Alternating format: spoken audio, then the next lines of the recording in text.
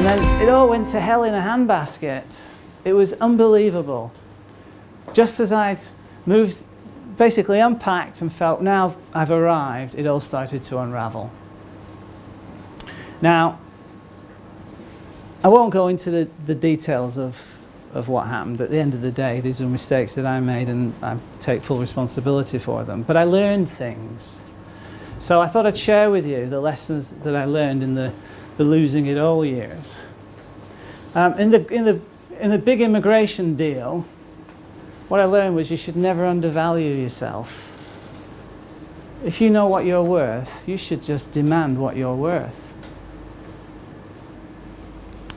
I also learned that you should never allow yourself to be rolled over. When my dispute started with my ex-partners, even though they were far better resourced than me, I'm a lawyer. They always say that, you know, a lawyer who has himself for a client is a fool. But you know what? At least I know enough not to be rolled over. And so I litigated, and litigated for 2.5 years. Then one of my ex-partners got cancer, and I thought, enough's enough. Let's move past this.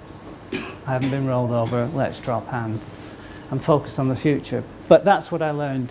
You don't be rolled over. I also learned you choose your partners very, very carefully.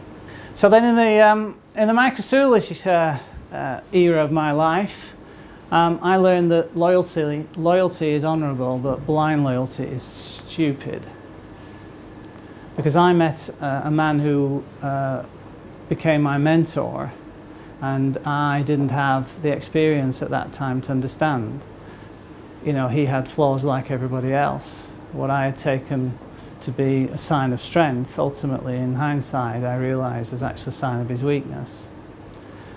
I also learned that when you're putting in your business together, you never, ever, ever, ever bring your money, ask your friends or your family to invest in your business.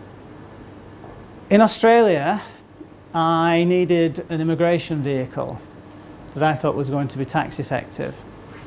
So I made a decision that I was going to adopt a particular immigration strategy that was tax driven and not immigration driven, which meant that I ended up putting $1.5 million of my and other people's money into a software business that was revolutionary in what it was all about, but it never made any money.